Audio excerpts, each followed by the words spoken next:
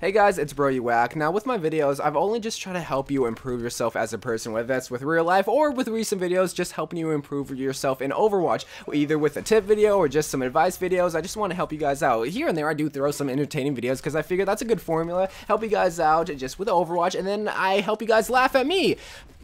Because I'm a clown and I don't know, man. But getting back, what I'm trying to say is that a common theme in those advice videos, as I always say, just try to have this positive mindset, or just try to be a ray of sunshine every single lobby that you get into, because at least for me, that's one of the biggest reasons why I climb. And if it worked for me, then there's no reason why it can't work for you. And now again, when there is that common theme in all those videos, I'm gonna get tons of comments saying, oh well, it's impossible to stay positive and try to win the game when you constantly have levers. And that's why I want to make this video. Now this video is going to be very controversial, and there's going to be tons of comments saying it's totally impossible to win a game when there are levers. Now there's two types of levers that I do want to talk about. The type of levers that leave the game but they come back because of disconnection issues, because maybe their game like caught on fire, but then they got a fire extinguisher and they put it, I don't know what the case may be. Either way, they left the game but then they came back and you still haven't pushed the payload, you still weren't able to capture the point, whatever the case may be. Now the second type of lever, which is the worst type of lever, which I feel like is more common in the lower ranks, which are the people that rage quit, which are the people that get tired of the game and just want to leave, which are the people that maybe you pick their main and they get really tilted, they get really pissed off, and they have this childish attitude, and then they leave the game because screw you guys, you took my Tracer, you took my Reaper, I'm not playing with you guys since you took them, and screw you guys, I'm going home. Those are the two type of levers I want to talk about, and just try to help you guys out, try to win the game. Now again, lots of people are going to say, oh, it's impossible to try to win the game.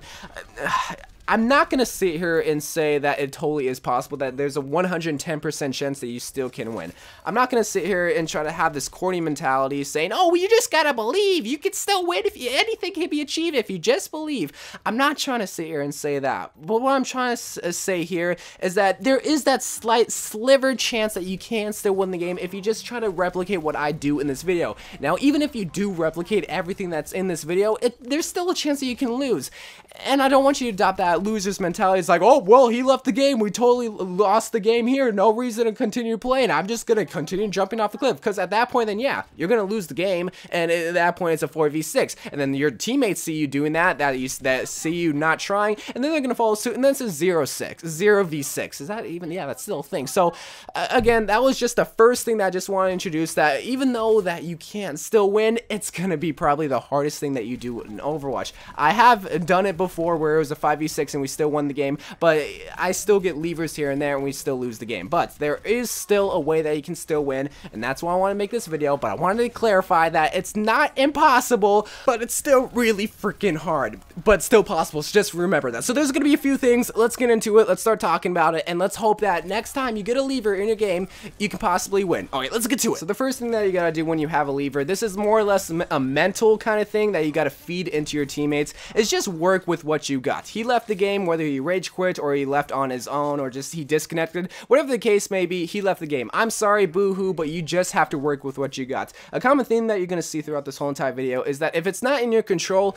do not stress about it. I'm sorry, there's nothing you can do about it. He left the game. What are you going to do? Complain about it? Yeah, you can do that, but that's not going to get you anywhere closer to getting that W. At least this first tip, you got to just accept it. It's like, alright, we have a 5v6. It can still be winnable. It's going to be hard, though. You have to realize that. And don't have this false, like, a sense of hope that, oh my god, we can so totally win this. Accept that it's going to be hard. Accept that it's going to be tough, but accept that it is still possible. So that's just the first thing you got to do before you do anything. So now the second thing that you got to do when you do have a lever is that you got to change up your whole team composition. You made a team comp where there was 6 players. The 6-player team composition more than likely isn't going to work, especially if you have 5 DPS and you had 2 healers. You got to change up everything. I don't know what the situation may call for. You just kind of have to feel out, but the way that I kind of see it as is that, okay, you had a 6v6 team composition, now you have a 5v6. Usually 6v6 team composition maybe has 2 healers, maybe like 2 DPS, 2 tanks if you're on defense, maybe 1 DPS and 1 defense here, whatever it could be. I don't know every single situation, but now it's a 5v6, you have to work around it. So get rid of that second healer. You need more kills. A lot of people are going to argue, it's like, no, we definitely need more healers. Again, everybody has different tastes for a team composition, but the way that I see it is that you need more kills. You just got to have a bit more more greedier of a team composition because you're at a bigger disadvantage. Well, here's the biggest thing. If you're at a 5v6 and you get 2 kills, well, now you have numbers. Now you're at a 5v4 and now you have advantage over the enemy team. Sure, the 2 enemies could come back and it's a 5v6, but at least there you have a little bit more advantage for like what, 30 seconds, 20 seconds when the team comes back. So if you get kills, then there's no reason why you can't have a bigger advantage. Easier said than done though. But just picking heroes like Soldier 76, picking heroes like Mei, picking heroes like Roadhog, they can self-sustain and they can still get kills. And you only have 1 healer. Well, what could that 1 healer be? This is where things can get a little bit spicy. A lot of people say, oh, well, Lucio would be good because he can still heal and speed boost and he still can get DPS. Some people will say Mercy because, hey, it's misogynist healing right there. You can heal people really quickly and still give them damage boost. I want to say Mercy, but I also do want to say Zenyatta because he can still heal, he can give a Discord Orb so that the DPS heroes can get faster kills, and also he can give a little bit more DPS right there too. So it's more or less just figuring out the situation, feeling out the team composition, but my word of thumb, either go with Zenyatta, go with Mercy, but even Ana can work too. I would say Zenyatta because you can give a little bit of healing. Sure, it isn't the greatest, but there's still health packs. People forget that there's health packs on the map they can rely on, so there is that. Then there is the Discord Orb that allows you to get more kills. So here's what I'll say. If the DPS are really good with their heroes, say like a Roadhog and a Soldier 76, go Zenyatta because that would just get kills a whole lot faster. If they're not the greatest, then I would say either Ana or Mercy at that point because then you can give them a little bit more health at that point and also give them a damage boost. But that is probably the biggest points right there out of this whole video, is that you just got to work with what you got, but also change up the team composition to a more greedier team comp, i.e. a Soldier, i.e. a Roadhog, because they can self-sustain but still get kills and not really have to rely on the healer because, hey, there's only going to be 1 healer on the battlefield at that point. So the next point is one of those points that's easier said than done, but I would say focus all your efforts on trying to get their support line, whether it's a Mercy, Lucio, Ana, Zenyatta. Just try to take out the supports. You should already be doing that just in general, whether it's a 5v6 or a 6v6, but the way that I think of it is that if you're down a hero, that means less damage going towards the enemy team, and that means the support heroes, i.e. the Mercy, are just going to have a field day with healing them, because if you're just firing into the Roadhog, firing into the Diva, sometimes you will get kills, but more or less that extra damage from that lever would have been so beneficiary, but since he left, well, that's not coming towards the enemy team, and that means that they're just going to have so much more support. That means that they're going to be healing so much more. So if you take out their support line, and well, first of all, it's going to be a 5v5 or a 4v4 if they have 2 healers, and then you have numbers. Now it's going to be a whole lot easier to get those frontline heroes, whether that's a Ryan, whether that's a Diva, a Soldier, whatever the case may be. If you take out the support line, then your damage is not going to be offset from their healers, and since you don't have that extra damage, well, it's going to be a lot harder. But if you take out the support line, then there's no way that they can heal themselves unless they're a Roadhog, unless they're a Mei, a Soldier that can sustain themselves. But even then, it's not as much healing as an Ana or a Mercy, and if you take them out,